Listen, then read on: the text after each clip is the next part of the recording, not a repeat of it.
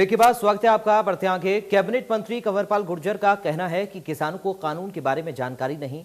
उन्होंने कहा कि किसान बेवजह कानूनों का विरोध कर रहे हैं क्योंकि कानून में किसी भी प्रकार की कोई कमी नहीं है। कंवरपाल गुर्जर ने कहा कि 19 साल की चर्चा के बाद यह कानून बना है जो कि देश और किसानों के हित में है। कानून में कोई कमी नहीं है, अब उसमें जिद कर रहे हैं। अब नई नई बातें उभर गया रही सामने। अभी मैं सुबह एक वो देख रहा था, अपना असंध का था, तो वहाँ जो डॉक्टर थे वो कोरोना वैक्सीन के इंजेक्शन लगाने गए तो कुछ लोगों ने उसका विरोध करना शुरू कर दिया और उस वैक्सीन में ही कमी बता दी और कहने लगे कि कोरोना कहीं है ही नहीं। पूरी दुनिया जहाँ कोरोना से भयभीत है और पूरी दुनिया के सामने कितना बड़ा संकट है, और अगर कोई आदमी ये कहे कि कोरोना है ही नहीं, तो इस प्रकार से जो बहकाने का काम कर रहे हैं ना जी, लोगों को गुमराह करने का काम कर रहे हैं। और वो कह रहे हैं कि भी हम अपने गांव में इंजेक्शन नहीं लगने देंगे। तो ये सारी की सारी ये खाली वैक्सीन की नहीं, कानून भी ऐसी ही है। कानून के मामले में भी यही है, ना तो उसकी जानकारी है कि कानून क्या है और ना ही वैक्सीन की जानकारी है, लेकिन दोनों की चीज़ों के एक्सपर्ट बन रहे हैं।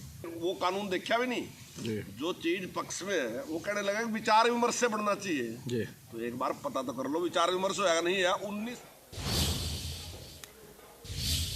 उधर सोनीपत कुंडली बॉर्डर पर शहीदी दिवस पर आयोजित कबड्डी मैच में शिरकत करने पहुंचे राज्यसभा सांसद दीपेंद्र हुड्डा ने कहा कि इन शहीदों की कुर्बानी को भूलने नहीं दिया जाएगा।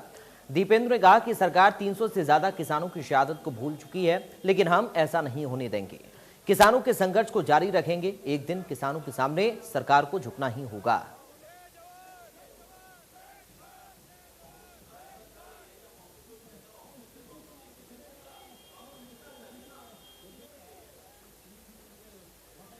कुर्बानियों के बावजूद जो सरकार जाग नहीं रही, अभी तक नहीं जाग रही, उस सरकार को हमने आज की शहीदी दिवस पे एक संदेश देना चाहते हैं कि किसान की, मजदूर की आवाज़ ऐसी कुचली नहीं जा सकती। इनको भूलने नहीं देंगे, इसके संघर्ष को हम नहीं भूलने देंगे। दुख की बात है, ये सरकार अगर सोचती है कि सरकार किसान को, मजदूर को भूल जाएगी, इनकी आवाज़ को हम जो इतिहास के पन्नों में छुपने नहीं देंगे। ये लड़ाई न्याय और अन्याय की लड़ाई है, ये न्याय और अन्याय की लड़ाई है और इसमें हम जब तक न्याय नहीं मिलेगा हम सब इसी प्रकार से। कुरुक्षेत्र के गांव किरमच में आयोजित किसान महापंचायत में पहुंचे इनेलो नेता अभय चौटाला ने कहा कि अन्नदाता सड़कों पर हैं, लेकिन सरकार के कानों पर जूं तक नहीं रेंग रही। उन्होंने कहा कि मोदी सरकार ने कृषि के काले कानून कॉर्पोरेट के हित में लिए बनाए हैं। इसका साइड इफेक्ट ये होगा कि किसानों को जमीनें तक नीलाम होंगी। उन्होंने किसानों से अपील करते हुए कहा कि आंदोलन को शांतिपूर्ण ढंग से चलाएं ताकि सरकार को माफी मंगवाने पर मजबूर होना पड़े।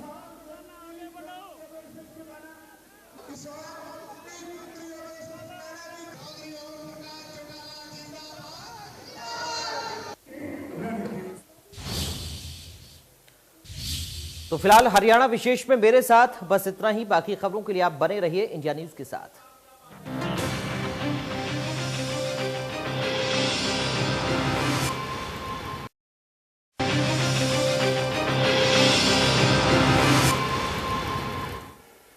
नमस्कार, हरियाणा विशेष देख रहे हैं आप। मैं हूं आपके साथ पराग गुप्ता। कोरोना वैक्सीनेशन के अभियान को लेकर भारत सरकार ने बड़ा और अहम फैसला लिया है। देश में 1 अप्रैल से वैक्सीनेशन का दायरा बढ़ाया जा रहा है। अब 45 साल से अधिक उम्र वाले हर व्यक्ति को कोरोना की वैक्सीन लग सकेगी। यानी होली के त्योहार के बाद देश में कोरोना वैक्सीनेशन के अभियान को तेजी मिल सकती है। केंद्रीय मंत्री प्रकाश जावड़ेकर ने मंगलवार को प्रेस कॉन्फ्रेंस में ऐलान किया कि लोगों को सिर्फ अपना रजिस्ट्रेशन कराना होगा और आसानी से सरकारी प्राइवेट सेंटर्स पर वैक्सीन मिल पाएगी। प्रेस कॉन्फ्रेंस में प्रकाश जावड़ेकर ने जानकारी दी कि देश में अब तक 4.85 करोड़ लोगों को वैक्सीन लगाई जा चुकी है, जबकि करीब 80 लाख लोगों को कोरोना की दूसरी डोज भी लगाई जा चुकी है। प्रकाश जावड़ेकर ने कहा कि बीते दिन ही देश में कुल 32 लाख कोरोना वैक्सीन की डोज लगाई गई है। Who is over 45 age will get vaccination even though he has no comorbidities. उसके लिए उसे अब कोई दाखिला लाने की, सर्टिफिकेट लाने की जरूरत नहीं है। 45 उम्र है उसको मिलेगा, 45 से ऊपर। तो ये एक बड़ा बेस के तरफ हम जा रहे हैं कि जो वैक्सीन के दरमियान ये पहले बताया था कि पहले डोज के बाद 4 या 6 सप्ताह में ही वैक्सीन लेना चाहिए, दूसरा डोज। लेकिन अब वैज्ञानिकों ने पाया है कि कोविशील्ड का डोज 4 से 8 सप्ताह के दरमियान लेना ठीक।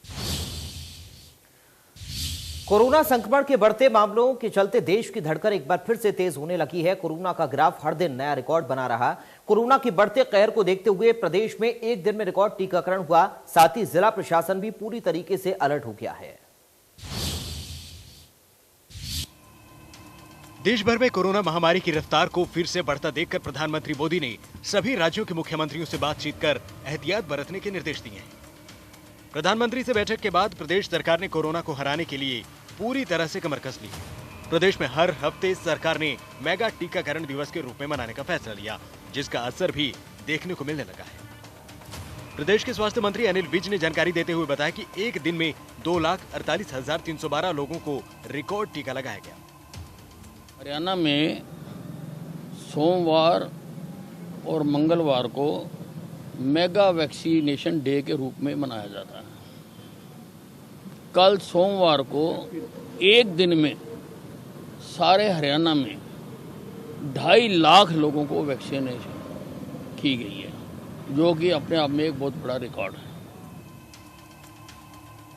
कोरोना की दूसरी लहर को देखते हुए सभी जिलों में प्रशासन अलर्ट पर है। भिवानी में प्रशासन ने सब डिवीजन लेवल पर कमेटियों का गठन कर कोरोना महामारी को रोकथाम के लिए प्रयास तेज कर दिए हैं।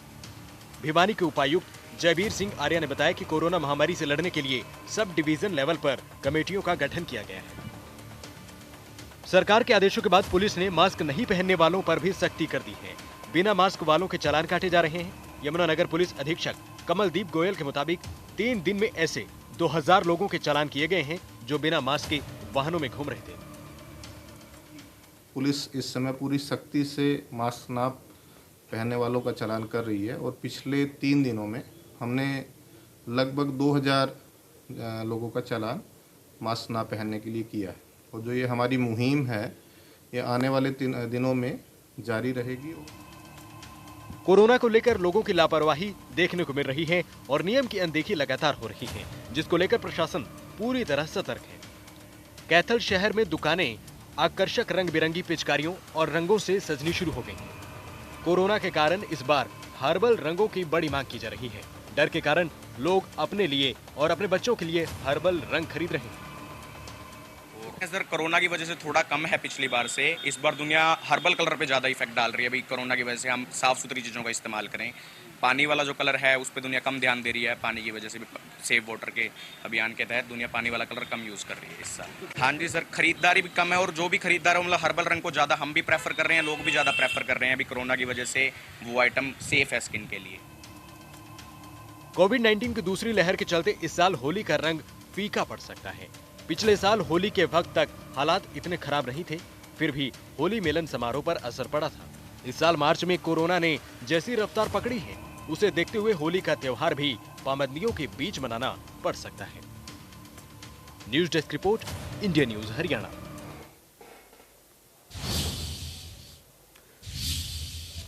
कोरोना काल में बच्चों के पेपर कैसे होंगे, इसकी रूपरेखा तैयार कर ली गई है। शिक्षा मंत्री ने बताया कि पहली और दूसरी क्लास के बच्चों के एग्जाम मौखिक होंगे, जबकि तीसरी से 8वीं तक के बच्चों की परीक्षा ऑनलाइन कराई जाएगी। ऐप के माध्यम से बच्चों की परीक्षा होगी। इसके अलावा 9वीं और 11वीं के बच्चों के एग्जाम स्कूल के अंदर ही कराए जाएंगे। देखिए, जो पहली से दूसरी की कक्षाएं हैं, मौलिक जो रूप से छात्रों का जो टेस्ट है वो उनके अभिभावक की सहमति के साथ ही उनका टेस्ट लिया जाएगा। और तीसरी से 8वीं तक की जो बच्चों की परीक्षा है वो ऑनलाइन एक ऐप हमने डेवलप किया, उस पर ही लेंगे। पिछली बार भी हमने उसको ही किया था और उस पर लगभग 80% जो बच्चे थे उस पर जुड़े थे। अब की बार हमें उम्मीद है कि उस पर 90% तक बच्चे अब की बार जुड़ जाएंगे।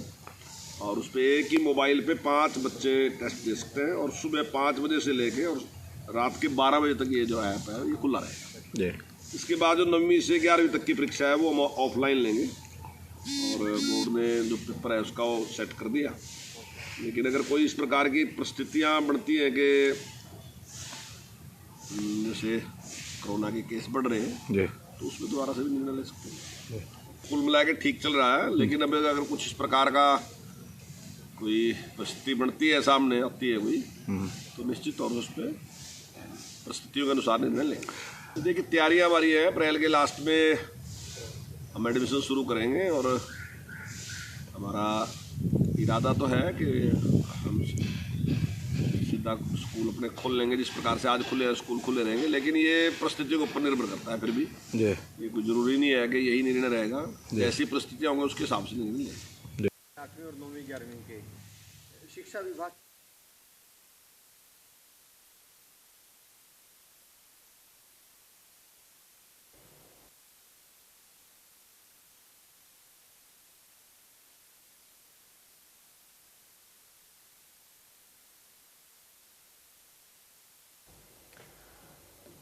तो बच्चों की परीक्षा को लेकर ये जानकारी, दरअसल किस तरह से परीक्षा कराई जाएगी इस बात को लेकर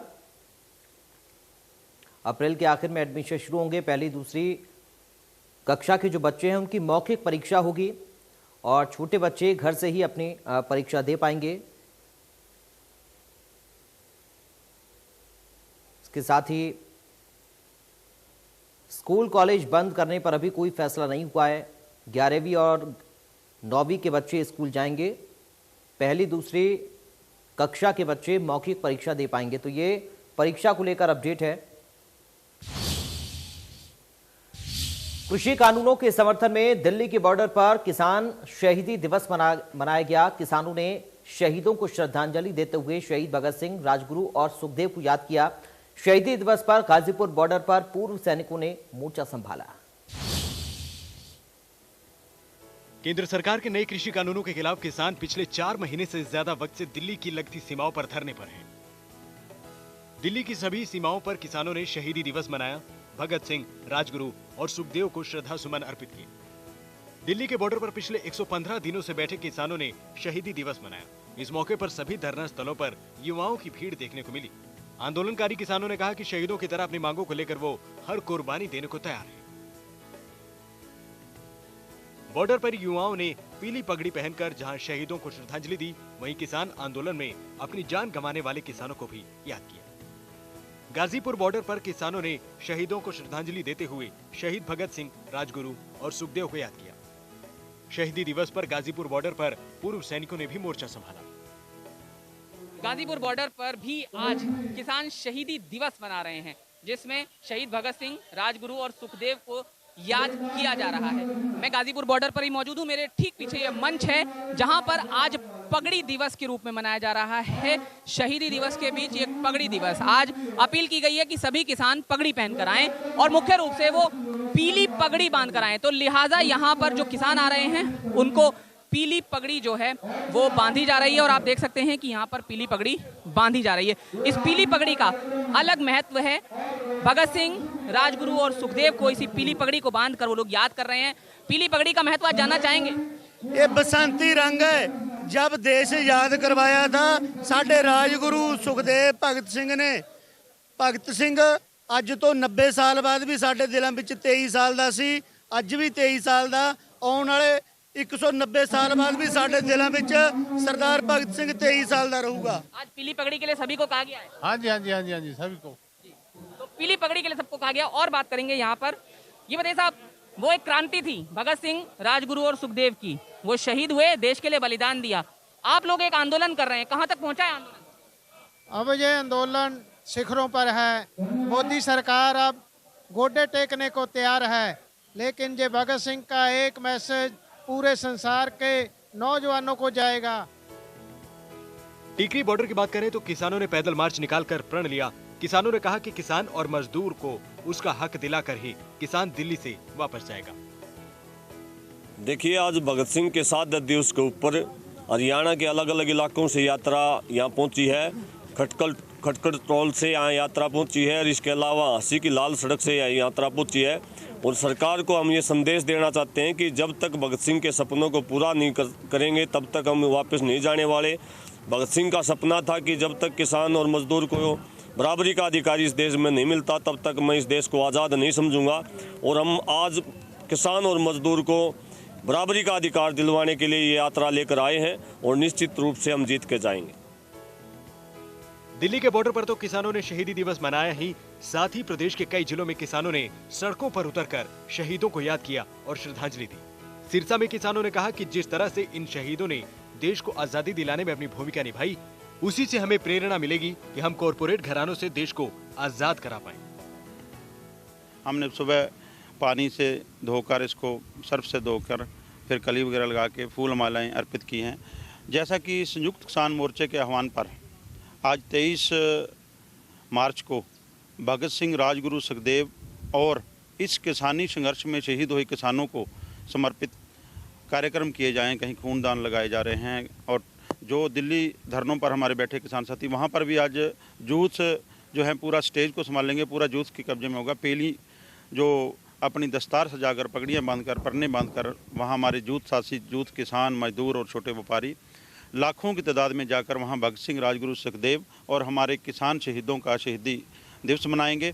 आज इसी की कड़ी में हमने भगत सिंह स्टेडियम सिरसा में शहीद आजम सरदार भगत सिंह के जहाँ जो प्रतिमा लगी है उसको अच्छी तरह धोकर उस पर फूल माला अर्पित की है और उनको याद करके प्रेरणा भी ली है उनसे भी। जो हमारा संघर्ष चल रहा है, ये जन जन विरोधी जो तीनों काले कानून सरकार लेके आई, उसके विरोध जो हमारा किसान मजदूरों का संघर्ष चल रहा है, उसको जीतने के लिए ये हमारे प्रेरणा स्रोत है। क्योंकि इन्होंने बहुत बड़ी शहादत दी है इस देश के लिए, इस देश को आज़ाद करने के लिए।